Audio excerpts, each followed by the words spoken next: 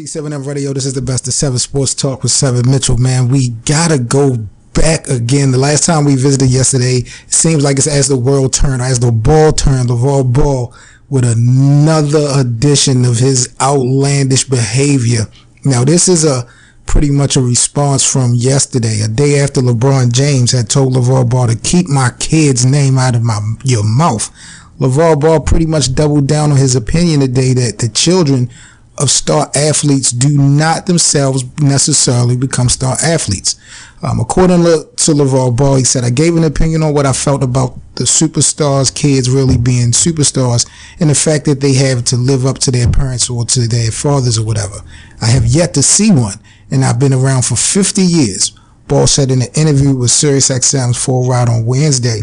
Lavar Ball, if you have been under a rock, he's the father of 3 potential NBA stars, one strictly coming out of college, UCLA, Lonzo Ball, freshman sensation, doing this thing. Shout out to him.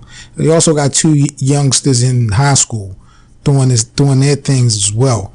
But Lavar Ball has been doing some tactics that have been very questionable within the last month or so.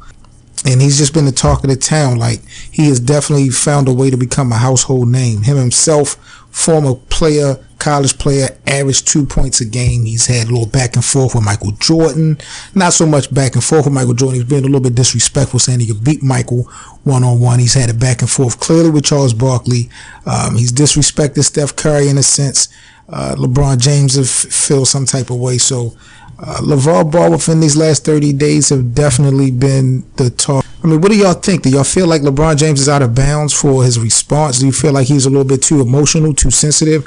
Are kids off limits when it comes to the sports and when it comes to anything? Are kids left off limits? I don't think that he was, in my opinion, just listening to what he was saying in the interview with Chris Broussard, I don't think that he was trying to be disrespectful by bringing up LeBron James.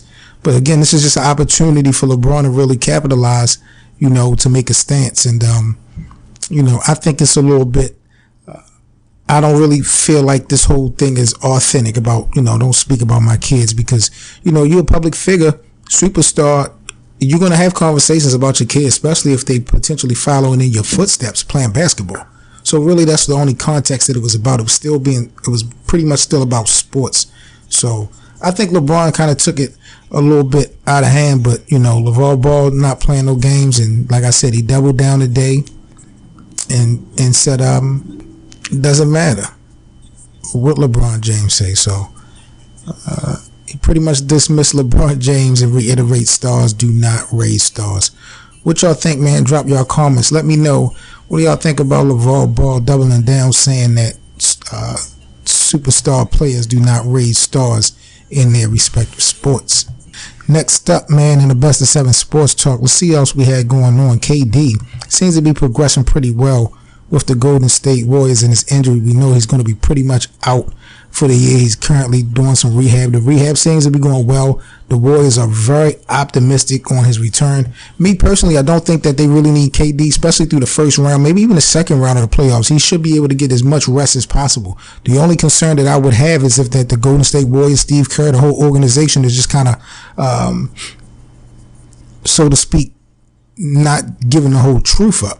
The Golden State Warriors aren't scheduled to formally update the status of KD's left knee until next week, but there is cautious optimism within the organization that Durant should maintain his current recovery and possibly be able to return to the court before the end of the regular season. I just don't see why that really makes sense. There's no really reason for you to rush him back. You're going to get the 1 seed pretty much regardless. Now, while noting that KD is roughly in halfway stage of his recovery period, sources have actually told ESPN, I heard, that the Golden State Warriors are encouraged by the progress of KD has made in the 22 days since he suffered that MCL sprain. So it's going to be interesting to see how long it takes KD to really come back to his original form and what Golden State is going to do. It seems like they're going to rush to get him back on the court. I just really don't feel like it's that big of a deal. It seems like they should be able to hold it down until he get back. It's not going to make a big difference either way. At the end of the day, they still going to have to run in front of the king, LeBron James. And, at the end of the day, we're going to get a repeat of last year. If they have to run into Cleveland, I know they picked up KD. It's not going to make a difference. The Golden State Warriors will lose again to the Cavaliers. So with or without Kevin Durant. It's just the bottom line, man. Let me know what y'all think, man. Drop your comments below. Subscribe, like the channel.